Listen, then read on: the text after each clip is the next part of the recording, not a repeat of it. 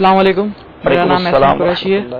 میرا سوال یہ ہے کہ احرام باندھ لیا ہے، نیت کب کریں اور احرام میں خوشبو لگانے کا حکم بھی بیان کرتے ہیں۔ ماشاءاللہ، ضرور آپ کو بتائیں گے۔ آپ کے دو سوال ہیں اور حضور یہاں کی واقعی ہم جس جگہ موجود ہیں نا، یہی نارملی نیت کے معاملے ہوتے ہیں، بلکہ ایسے بھی یوں سمجھ لیں لطیفے دیکھنے کو ملے کہ لا علمی کا باعث ہے، اسلام بھائی سیکھتے نہیں ہیں۔ یہاں مدنی چل کے ناظرین کو بھی میں اس حوالے سے عرض کرتا چلوں گا کہ یہاں احرام باندھ کے اسلام بھائی ہمارے اس مکتب تک آئے اور مکتب کے اسلام بھائی نے جب معلوم کیا کہ کہاں جا رہے ہیں تو بتایا مدینہ شریف کی فلائٹ ہے، تو مدینہ شریف جا رہے تھے اور احرام پہن کر آ گئے۔ اب یہ پتہ نہیں کہ مکہ پاک جانا ہے تو احرام باندھیں گے، مدینے میں احرام کے ساتھ وہ کیا کریں گے۔ تو یہاں آ کر ایک اور کنفیوژن یہ ہوتی ہے کہ نیت کب کریں اور نیت کون سی کریں۔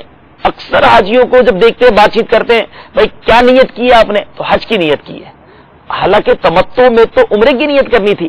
تو تھوڑا سا اس بارے میں ہمارے مدنی چل کے ناظرین کی رہنمائی فرما دیں کہ نیت کب کریں، کیا نیت کریں، اور پھر دوسرا مسئلہ ہے جو احرام میں خوشبو کے حوالے سے ارشاد فرمائیے۔ نیت کب کریں، اس کے لیے تو یہ ہے کہ جب احرام باندھ لیا، احرام باندھنے کا نام احرام نہیں ہے، جب احرام کی نیت کی جاتی ہے تو اس وقت وہ احرام کہلاتا ہے۔ اب احرام کی پابندیاں شروع ہو جاتی ہیں۔ ٹھیک ہے، اب یہاں پہ یہ ہے کہ یہ نیت کیا احرام باندھتے ہی کر لیں یا یہاں پہ آ کر کریں یا اندر جا کر کریں، تو اس میں بہتر یہ ہے، ویسے تو گھر سے بھی نیت کر کے آ سکتے ہیں، لیکن بہتر یہ ہے کہ جب آپ جہاز پہ بیٹھ جائیں اور جہاز جو ہے وہ فلائی کر جائے تو اب آپ نیت کریں۔ اس کا فائدہ یہ ہوگا کہ جیسے بعض اوقات فلائٹ میں تاخیر ہوتی ہے، صحیح، تو آپ 10 گھنٹے اور بعض اوقات ایک دن پورا جو ہے وہ لیٹ ہو جاتی ہے، جی جی، تو اگر آپ نے نیت کر لی تو احرام کی پابندیاں اسی وقت سے شروع ہو چکی ہیں۔ لیکن اگر آپ جب جو ہے وہ آپ جہاز میں بیٹھ گئے، جہاز فلائی کر گیا، تو اب جہاز کے فلائی کرتے ہی آپ نیت کر لیں کہ میں جو ہے وہ نیت کر رہا ہوں۔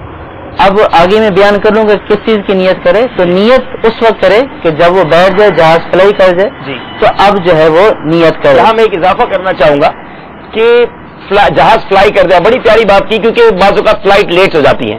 اچھا، اگر آپ کی فلائٹ وایا ہے، یعنی کسی اور ملک سے ہے یا کسی اور عرب شریف کے شہر سے ہے، بعض اوقات بعض لوگ دبئی کے راستے جاتے ہیں، بعض اوقات دمام وغیرہ کے راستے جاتے ہیں، تو آپ کا جب آخری اسٹیشن جدہ شریف کا ایئرپورٹ ہو، جہاں سے بھی آپ فلائی کریں، جیسے یو کے کچھ لوگ آتے ہوں گے تو کسی اور ملک میں رکتے ہوئے آئیں، تو بہتر یہ ہے کہ جب آپ کا جہاز جدہ شریف کے لیے اڑ جائے، آخری آپ کا ڈیسٹینیشن جو ہے، آپ کا آخری ایئرپورٹ جدہ ہو، اب جہاز کے اڑنے کے بعد آپ نیت کریں۔ ورنہ یہ بھی ہوتا ہے کہ کراچی سے تو نیت کر لی، اب جب دبئی ایئرپورٹ پہنچے تو اگلی فلائٹ نکل چکی تھی، اب اگر ایک دن یا کچھ گھنٹے دبئی ایئرپورٹ پہ زیادہ رکنا پڑا تو وہاں بھی آپ کی احرام کی پابندیاں جاری ہو جائیں گی، تو یہ ضرور یاد رکھیے گا۔ جی حضور، اب کیا نیت کریں؟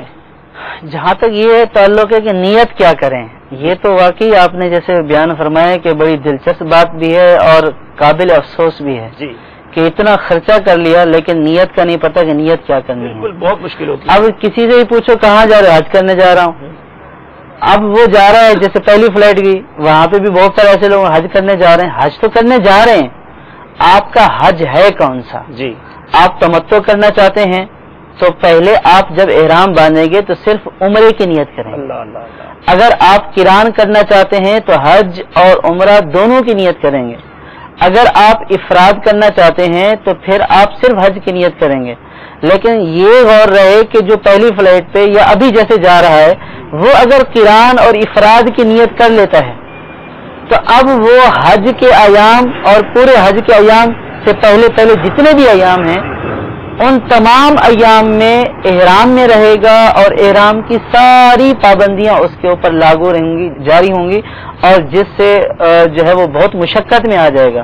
لہذا جو بہت پہلے جا رہے ہیں تو ان کو چاہیے کہ وہ حج تمتع کی نیت کریں۔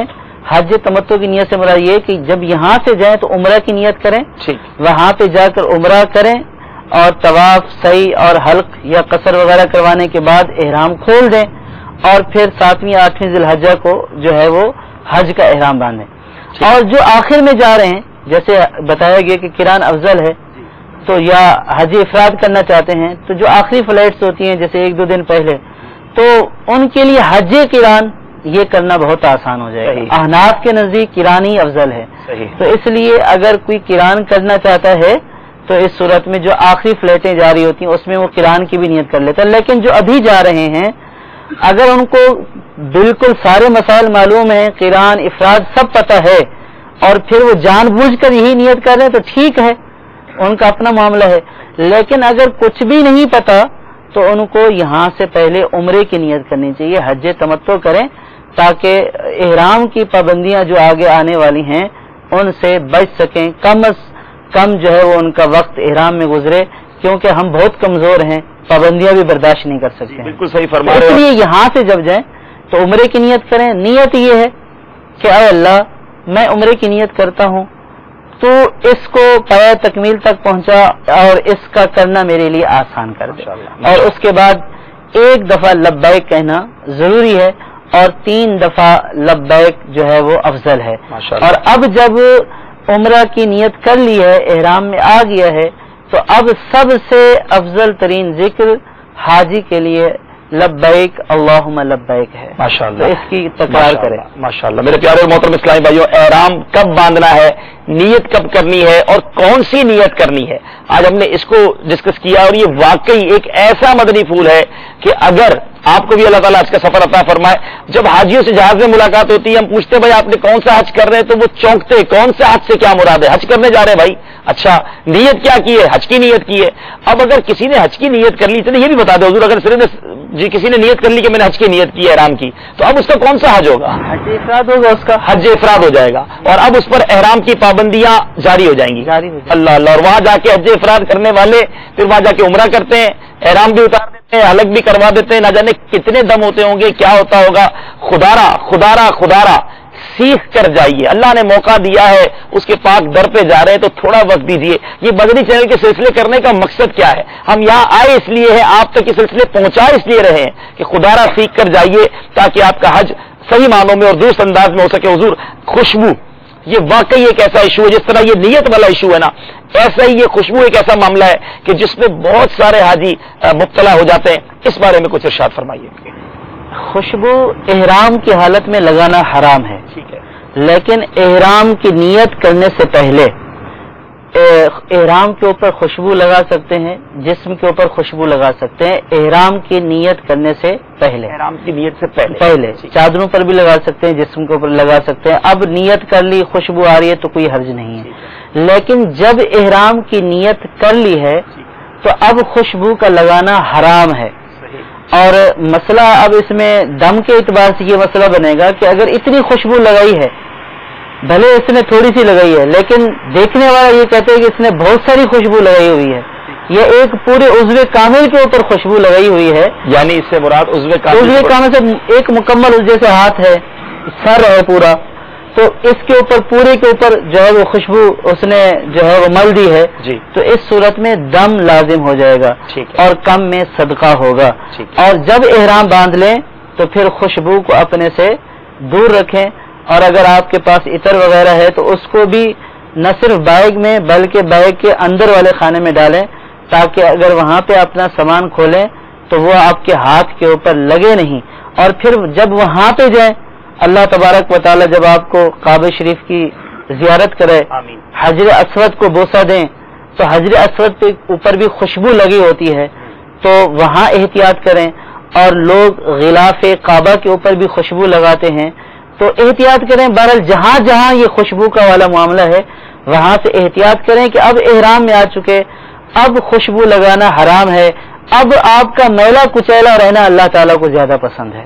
حضور میں آپ کو 2 بڑی عجیب و غریب باتیں بتاؤں. کاش ہم ہیں تو ایئرپورٹ پہ، کاش ہماری اس سلسلے کو کوئی ایئر لائن کے ایسے لوگ دیکھیں جو کرتا دھرتا ہے یا وہ اس ڈپارٹمنٹ سے تعلق رکھتے ہیں. حاجی کی فلائٹ ہوتی ہے، سارا جہاز احرام میں ہوتا ہے. فلائٹ ٹیک آف ہونے کے بعد کئی ایئر لائنوں میں ہم نے دیکھا کہ جب کھانا سرو کیا جاتا ہے، کھانا پیش کیا جاتا ہے، اس کے ساتھ پرفیومڈ والا ٹشو بھی دیا جاتا ہے. یعنی ان کو پتا ہے کہ یہ احرام میں ہے، یہ پرفیوم والا ٹشو کھولیں گے اور منہ پہنچیں گے، اور اگر نیت کر چکے تھے تو یہ سب پر دم ہو جائے گا.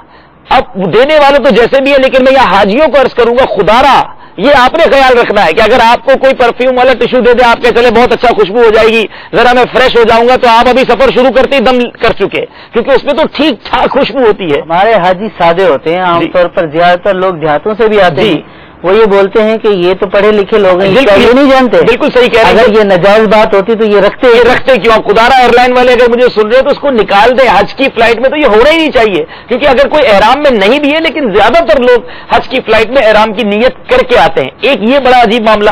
اور دوسرا معاملہ میں آپ کو بتاؤں کہ اس سال جب حاضری ہوئی ہمارے کچھ اسلامی بھائیوں کی، تو سعی کے قریب ایک دیوانہ، ایک عام مسلمان نظارے داڑھی بھی تھی اس کی، وہ احرام والوں کو عطر لگا رہا ہے. ہم نے اس کو پکڑا، ہم نے کہا بھائی آپ کیا کر رہے ہیں؟ لوگ خوشی خوشی ہاتھ آگے کر رہے ہیں کہ چلو بھائی پسینہ بھی ہو گیا، تھک بھی گئے، اور وہ خوشبو اچھا وہ بھی یہ سمجھ رہا ہوگا میں نیکی کر رہا ہوں، ذرا احرام والوں کو ذرا میں تھوڑی عطر لگا دوں. اب اللہ کا بندہ نہ جانے کتنوں کا اس نے دم کروا دیا ہوگا، کتنوں کے صدقے ہو گئے ہوں گے، اور وہ آج ہی بھی ہاتھ بڑا بڑا کے عطر لگوا رہے تھے. تو خدارا سیکھ کر جائیے، یہ لا علمی اور کیا میں کہوں. تو اب یہ اس سلسلے کی آپ اہمیت سمجھ رہے ہوں گے کہ یہ ضرور سیکھیے گا. ابھی بار بار دیکھیں، یہ انٹرنیٹ پر دوبارہ ڈاؤن لوڈ کر لیجئے گا، اس کو دیکھیے، اپنے اسلامی بھائیوں کو بتائیے، اور اپنے ساتھ جو گروپ کے ساتھ حج کرنے جاتے ہیں ان کو بھی یہ سمجھاتے چلے جائیے گا، تاکہ ہم کسی کو ایک صحیح مسئلہ بتا دیں. اور کیسے بتائیں اس کا حل بھی آپ کو بتاتا ہوں. آپ کے ساتھ یہ کتاب رفیق الحرمین امیر اہل سنت کی ایک بڑی پیاری کتاب ہے. یہ واقعی رفیق ہے، ساتھی ہے حرمین کا، آپ کے ساتھ ہونی چاہیے. جو مسائل ہم بیان کر رہے ہیں تقریباً اس میں موجود ہیں، لیکن چونکہ سننے کا زیادہ شوق ہوتا ہے، دیکھنے کا زیادہ شوق ہوتا ہے، اس لیے ہم سلسلہ لے کر آ رہے ہیں، ورنہ تقریباً باتیں الحمدللہ رفیق الحرمین موجود ہیں. اور اس کتاب کا الحمدللہ سندھی زبان میں بھی ترجمہ ہو چکا ہے، اور انگلش لینگویج میں بھی اس کا ٹرانسلیٹ ہو چکا ہے. اس وقت میرے سامنے وہ بھی کتاب موجود ہے. تو برائے کرم یہ کتاب آپ کے ساتھ ایک نہیں، کم از کم ہر حاجی کے ساتھ 12 کتابیں ہونی چاہیے. بھائی لاکھوں روپے خرچ کر کے جا رہے ہیں، چند 100 روپے کی کتابیں لے لیں، 1-2 تو آپ کو کام آ جائیں گی، کچھ آپ اپنے حاجیوں کو، ساتھیوں کو دے دیں کہ بھائی اس کو پڑھ لو. تو آپ کی اس کوشش سے کسی کا حج اگر درست ہو جاتا ہے، کسی کو صحیح مسئلہ پتہ چل جاتا ہے، تو آپ کے لیے آپ کا بیڑا پار ہو جائے گا. صلو علی الحبیب صلی اللہ تعالی علی محمد.